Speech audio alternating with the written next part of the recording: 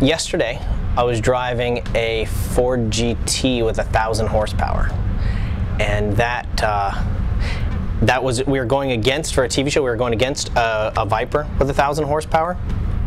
And I would say out of the two, the most intimidating was actually the Viper. Because when you got in that thing, it has 8.5 liters, it's crazy torque, you get on the gas and it feels like it's gonna kill you, kind of a thing. The Ford was actually faster, but it did it in kind of a more subtle way. They had superchargers and twin turbo, both of them. They're both twin charged? Is that the term for that? Yeah. Twin charged? God, that's sad that there's even a term for that. Yeah. Twin charged. Instant torque and then crazy top end. Yeah, big giant like dinner plate turbos with a supercharger to like boost them up. Awesome. But so I'd say probably that twin turbo Viper is the most intimidating. But the Ford goes about it a different way and was actually quicker. We just got back from this trip in Alaska. I don't know how much I can talk about it specifically, but it was nuts. I mean, it was like 5 days of camping out in trucks, and I mean, we drove hundreds of miles into the wilderness, and you know, it was. I mean, it's like it's the real deal. It's not like what you would typically see. You know, you watch a show where maybe somebody's doing something like even Survivor Man. Who knows? He may be staying at the Ritz-Carlton every night. I don't know. But you know, I hope not. But I can say with Top Gear, it's like the real deal. We are out there in the middle of it, and the producers are camping out. Everybody's camping out, and I've never been involved in a production like that, so it's really cool.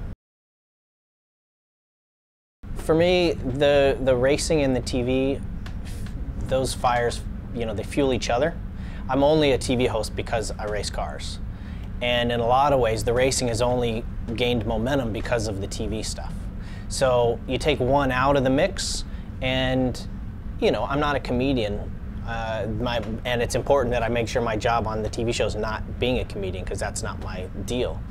And on the track, it's great to have the branding that you get from the TV show. So I think I'd like to keep doing both. I mean, it's cake and eat it too, but you know, you can sleep when you're dead.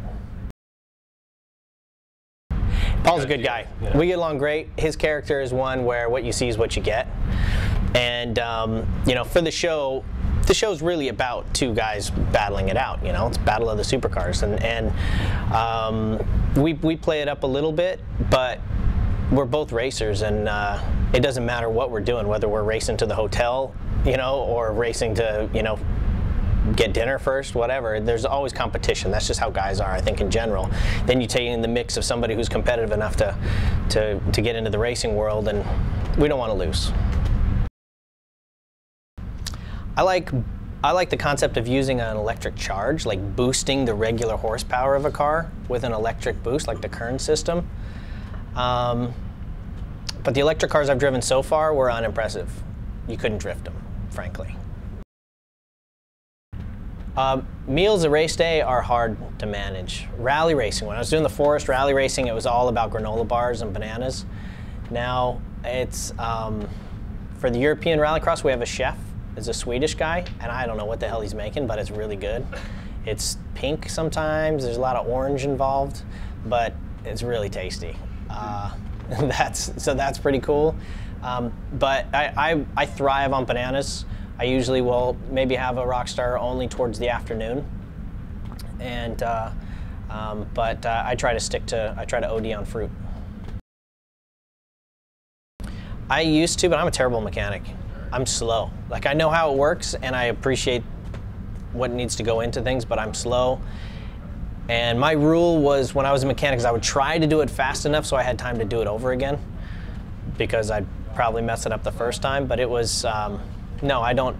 It's important, I think, now when you're at a certain competitive level, to be able to focus on just the driving, the way things feel, and not worry about all the millions of variables that you learn about when you're actually wrenching on the car. Mechanics don't tell the drivers much. They'll be like, it's fine, go ahead, run it, it'll be great. But there's this weird noise back there. No, it's fine, you got it. and then as they go out, they're like looking at each other like, that thing's never going to make it, you know. And so I'd rather not know about those things and just drive.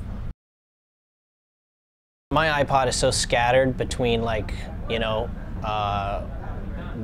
everything from The Cure to Ice Cube.